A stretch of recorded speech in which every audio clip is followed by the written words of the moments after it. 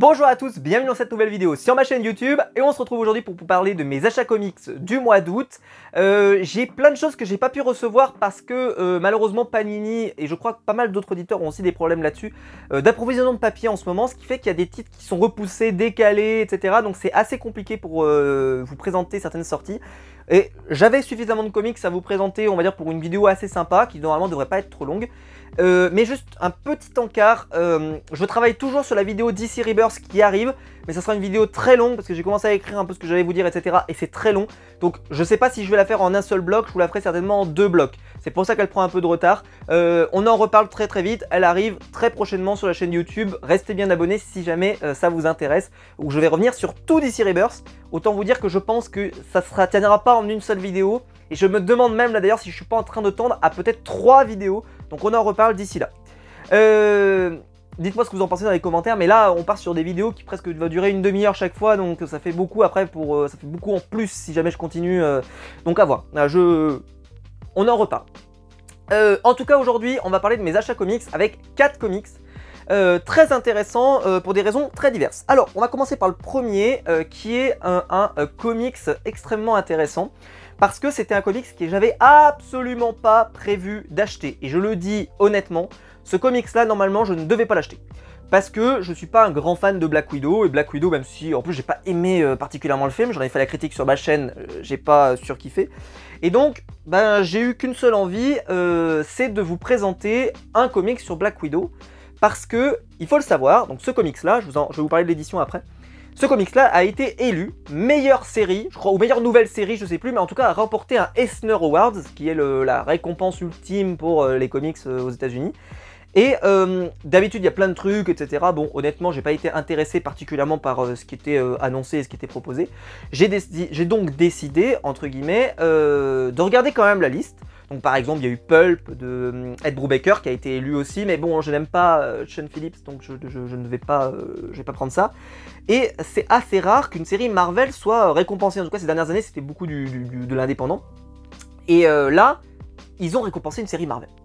La série, je crois la meilleure nouvelle série, je crois que c'est ça qu'elle a eu, peu importe en tout cas, ou meilleure série, je sais plus, mais ou meilleure nouvelle série, je crois. C'est Black Widow. Donc quels sont les scénaristes? Je vais vous les chercher tout de suite, hop. Donc, c'est Kelly Thompson au scénario, et puis au dessin, il y a plusieurs dessinateurs dedans.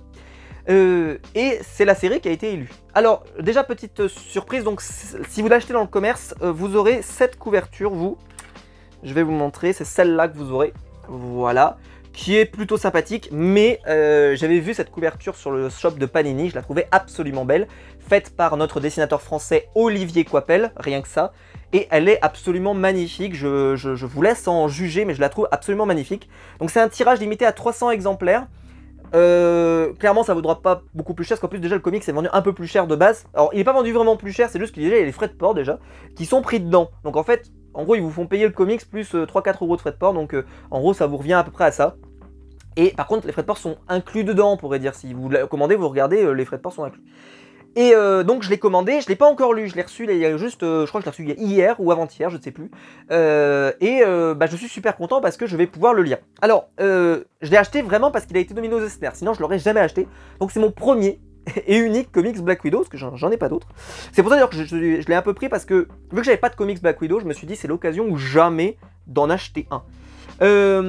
Et alors, je trouve ça plutôt très joli quand même. Je m'attendais pas non plus à prendre une claque question dessin, mais je vais vous montrer. J'ai trouvé ça en l'ouvrant, je me suis dit c'est pas mal. C'est pas non plus une dinguerie monumentale, mais honnêtement les couleurs sont plutôt bien utilisées, le trait est plutôt sympa. Je vais vous montrer des planches qui sont plutôt sympathiques, voilà, mais j'aime bien cet effet de couleur par exemple qui sont plutôt cool. Tac tac tac, qu'est-ce que je pourrais vous montrer? Voilà, ça a l'air d'être plutôt intéressant, plutôt basé sur de l'espionnage. J'ai l'impression que c'est pas trop bourrin. Bon, il y a un petit peu de combat, etc. forcément, mais je connais pas trop l'histoire. Hein. Comme je vous l'ai dit, je l'ai vraiment commandé. Putain, cette planche est magnifique. Waouh, celle-ci, elle est sublime. Super belle. Waouh, ça valait le coup de... Bon, je vais pas me spoiler plus parce que j'ai peur de me spoiler, mais cette planche était incroyable.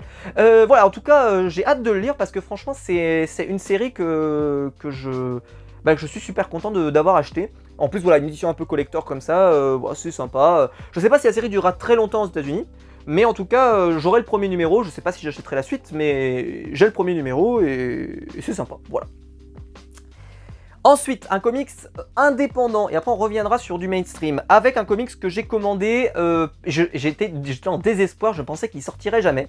C'est Biff vers le futur, donc un spin-off de Retour vers le futur, qui n'est pas donc numéroté dans la saga, hein, il n'est pas, donc c'est les éditions Flamival.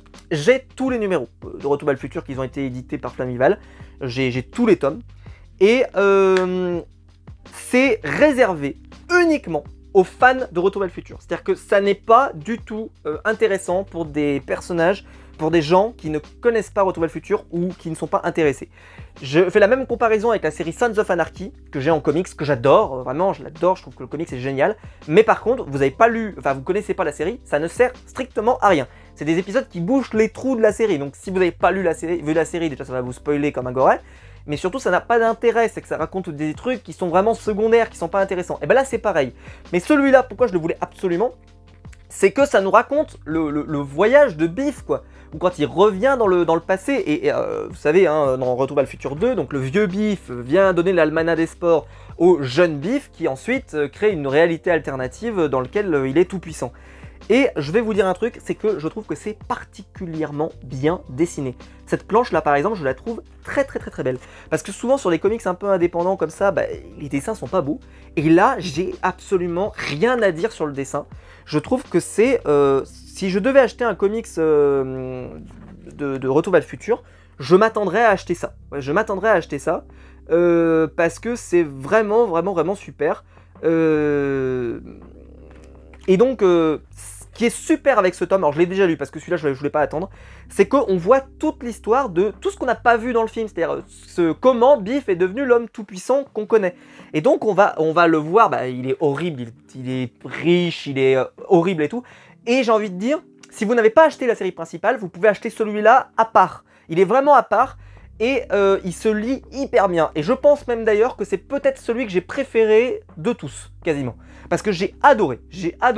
Je répète, hein, ça n'est réservé qu'à des gens qui sont hardcore fans. Si vous êtes juste un peu fan, vous trouvez ça sympathique, vous allez trouver ça correct. Mais si vous aimez Retour vers le futur comme moi, qui estime que c'est l'une des plus grandes licences de tous les temps, je vous conseille cette saga, mais plus qu'à 1000%, quoi. Achetez-le, achetez-le. Le tome 3 maintenant, enfin le troisième comics pardon, que je vais vous présenter, j'en avais parlé dans ma vidéo achat du mois dernier, c'est le... J'ai fini par craquer, hein, je voulais pas l'acheter, puis je me suis dit allez vas-y achète-le, c'est le Harley Quinn et le Birds of Prey. Je l'ai lu également, bon ben pas de mystère, hein, je n'ai pas aimé, voilà, pas de mystère. C'est pas dégueu, mais malheureusement bah, je n'aime pas le Harley Quinn de Jimmy Palmiotti et Amanda Conner. J'ai essayé le premier tome, j'ai pas trouvé ça extraordinaire, je l'avais vu dans les 48 heures de la BD, j'ai pas accroché. Et je maintiens, je n'accroche pas à cette incarnation d'Harley Quinn. Ils essayent d'en faire une sorte de Deadpool, mais ça ne prend absolument pas sur moi. Alors, il y a quand même des planches sympas. Il y a des planches sympas, comme par exemple celle-là, que j'avais trouvé cool. Mais même, il y a quelques planches qui sont relativement cool. Voilà, je peux vous montrer. Voilà, ça peut être sympa de temps en temps, c'est plutôt satisfaisant. Je vais vous montrer, par exemple ça, cette planche-là m'avait vraiment fait kiffer. Mais clairement, c'est pas extraordinaire. Bah, c'est pas extraordinaire, mais je vais conclure là-dessus, c'est que Harley Quinn et Birds of Prey, si vous aimez la série Harley Quinn, je vois pas de raison pour laquelle vous aimeriez pas ça. Parce que c'est vraiment dans la continuité. Par contre, élément intéressant, c'est que je trouve que par contre, si vous n'avez pas lu la série Harley Quinn, ça se lit hyper bien. C'est-à-dire que c'est pas une suite de Harley Quinn non plus, c'est vraiment un volume à part et tout. Mais c'est dans la même ambiance. Donc si vous aimez la série Harley Quinn New 52 de DC Renaissance, prenez-le. Si vous aimez la série Harley Quinn Rebirth, qui est par la même équipe créative, prenez-le. Si par contre vous n'aimez pas, ben qu'est-ce que vous voulez que je vous dise, achetez-le, achetez-le pas. Alors par contre, Urban, bah, encore une nouvelle fois, j'adore ce format carré, moi, magnifique, ça magnifie les pages, c'est sublime. Ça vaudra pas mon Arline, hein, très clairement. Si vous devez acheter un titre sur Harley Quinn, prenez Arline, s'il vous plaît. Ou mieux, le Killer Smile de Andrea Sorrentino, enfin c'est pas vraiment sur, c'est plutôt sur le Joker, pardon, sur Killer Smile, qui est génial aussi. Lui, C'est mes deux comics, vraiment, je l'adore. Mais voilà, c'est vraiment super. Et aussi, alors je vais dire un truc, je pense que je vais me faire dérouiller dans les commentaires, parce que la dernière fois que j'ai critiqué une couverture, bon là j'ai encensé une couverture, je trouve que la couverture est pas folle. Voilà, elle est pas jojo. Je me dirais pas, si je le voyais en librairie comme ça, je me dirais pas, ah putain, il faut que je l'achète. Alors que par exemple, la couverture de Arline, c'est quasiment tout de suite, moi il fallait que je l'achète. Hein. J'ai même pas essayé de chercher, bon, de base, de toute façon, j'allais l'acheter. Hein. Mais je vais vous montrer, moi limite, j'aurais peut-être plus mis celle-là de cover. Celle-ci ici. Voilà, avec tous les visages des Birds of Prey, pas uniquement Harley Quinn.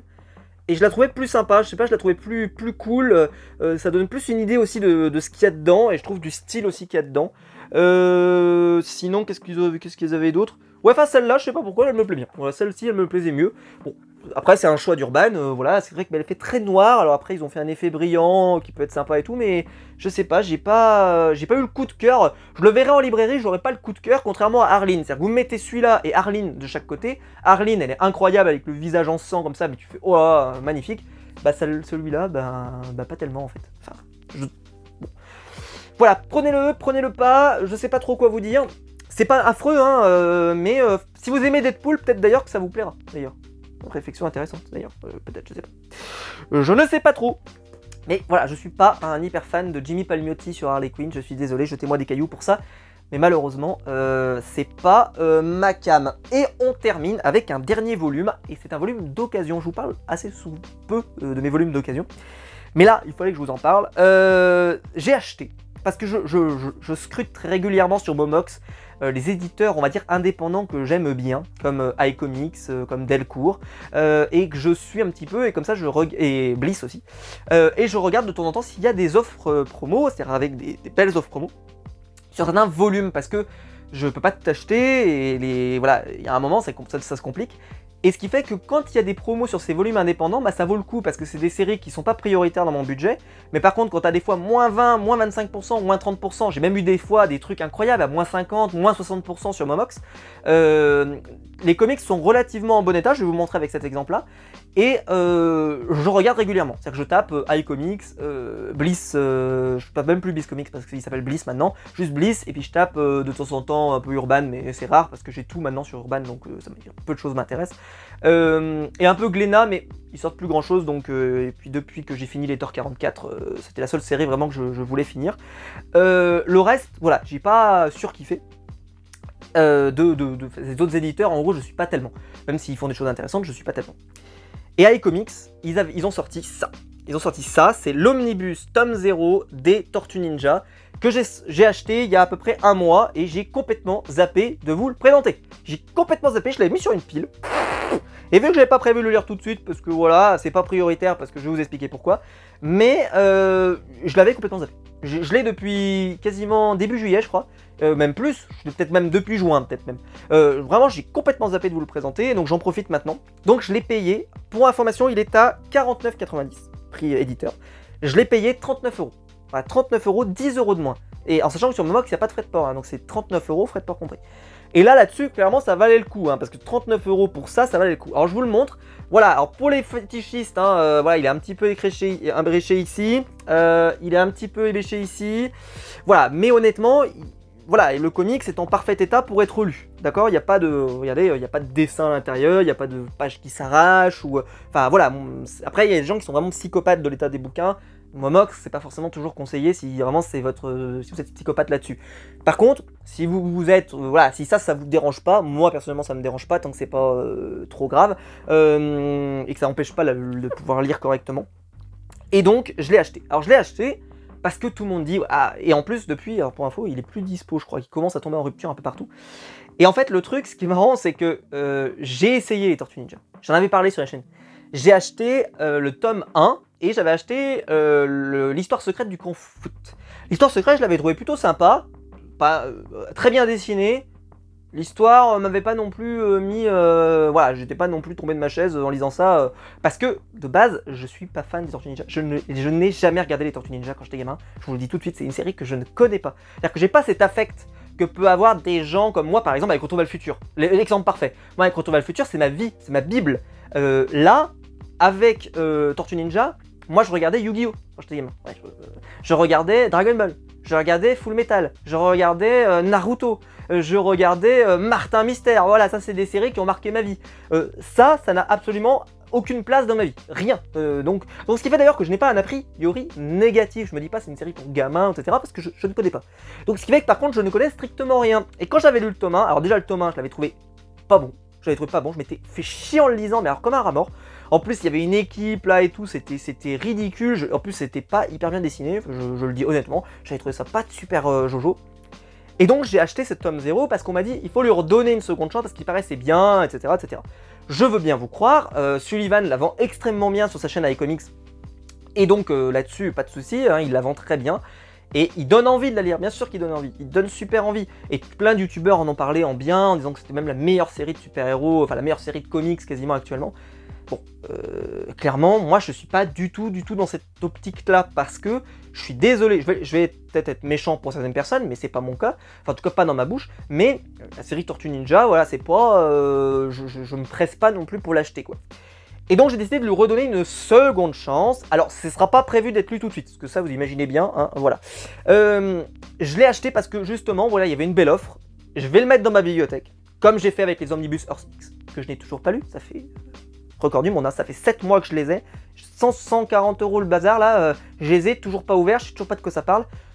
J'achète des trucs moi, c'est pour ça d'ailleurs que je ne prendrai pas, je vous le dis tout de suite, l'Omnibus Onslaught, normalement je le prendrai pas, parce que voilà, à un moment donné, j'ai plein de trucs à lire, j'ai ça à lire, j'ai d'autres trucs, ça sert à rien, je prends des bouquins, j'ai même pas le temps de les lire, à quoi ça sert? Je préfère acheter des trucs que j'ai le temps de lire, voilà, Birds of Prey, j'ai eu le temps j'aurai le temps de le lire, j'ai le temps de lire ça, j'ai le temps de lire Beef, j'ai le temps, voilà, il faut avoir le temps de lire ça, mais ça par exemple, Birds of Prey, je sais que c'est une quantité que je peux lire, donc je suis content de l'avoir lu, alors que par contre, le tout premier, bon Black Widow je l'ai pas encore lu, mais je sais aussi qu'il est suffisamment court et je vais avoir le temps de le lire. Là, le Omnibus Onslaught, je sais très bien que la quantité va vraiment falloir que je me pose, que je me dise allez, je vais le lire, machin, bon bref, je me suis complètement égaré.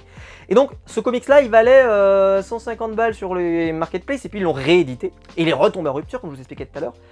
Et en fait, les Tortues Ninja, moi personnellement, je suis pas client, hein, comme je vous l'ai dit. Mais pour pas tomber dans le jeu de la spéculation, et si jamais, je sais pas, un jour je me réveille un matin et je me dis les Tortues Ninja, j'ai envie d'essayer, et ben j'aurai le tome 0. Voilà, je l'aurai. Alors, je vais maintenir ce que je... Alors, bon, cette planche-là est quand même plutôt jolie. On va pas se mentir, on va pas se mytho les enfants. Elle est belle. Mais je vais vous montrer d'autres trucs. Voilà, par exemple cette planche-là, je trouve pas non plus qu'elle casse Internet. On va pas se mentir. Je vais vous montrer... voilà, ce genre de planche, par exemple, c'est pas Jojo non plus, c'est pas incroyable. Mais bon, à ce qui paraît, il n'y a pas beaucoup de Matheus Santoluco. Je crois qu'il a un numéro dedans. Ceci dit, il y a l'air d'avoir un beau travail de la couleur. Et vous le savez, si vous suivez ma chaîne, je crois, depuis un petit moment, que la couleur, ça me rend gaga. Et j'aime beaucoup les comics qui sont vraiment avec une couleur magnifique. Et c'est pour ça que j'avais adoré Viz Savage Shores chez iComics d'ailleurs. Et ben là, voilà, ça c'est plutôt sympa. Je sais pas si c'est bien. Je sais pas. Je vais pas vous le conseiller. Voilà, cette planche, c'est une des planches qui m'a donné envie de l'acheter en fait, c'est ce truc-là. Parce que j'ai trouvé ça plutôt cool comme planche. Mais voilà, je vais pas vous conseiller de l'acheter, mais je suis sûr plein de gens dans les commentaires vont vous dire « Mais si, c'est génial, c'est le meilleur comics de tous les temps depuis l'invention du feu. » Allez-y dans les commentaires. Moi, personnellement, voilà, j'ai pas aimé le tome 1, mais ce qui paraît c'est le plus pourri. Alors forcément, tu commences par le tome 1, c'est le plus pourri. Et voilà, je vous conseille plutôt l'histoire secrète du clan foot, si vous voulez commencer. Il doit coûter 15 balles. Et honnêtement, enfin 14 des brouettes, là, vous savez, hein, le fameux prix psychologique. Et il est très bien. Ouais, il est très bien dessiné, et je pense que si vous aimez les Tortues Ninja, vous allez aimer. Moi, vu que j'ai pas d'affect particulier, c'est vrai que j'ai trouvé ça sympathique, j'ai trouvé ça cool. Je me suis dit, c'est vraiment bien dessiné. Maintenant, c'est pas non plus... Voilà. Donc, je suis content de l'avoir. Je sais qu'un G Comics, par exemple, en fait, c'est aussi lui qui m'a donné envie. Parce que je le vois souvent présenter ses achats Tortue Ninja. Je sais pas du tout où il en est sur ses lectures d'ailleurs. Mais je sais qu'il les achète un peu en rafale là, un petit peu. J'espère que ça m'arrivera pas parce que sinon j'aurais plus de sous. Mais blague à part, j'espère que ça va être plutôt cool. Et que je vais pas m'ennuyer parce que c'est quand même long. Donc il y a intérêt que ça soit globalement sympa.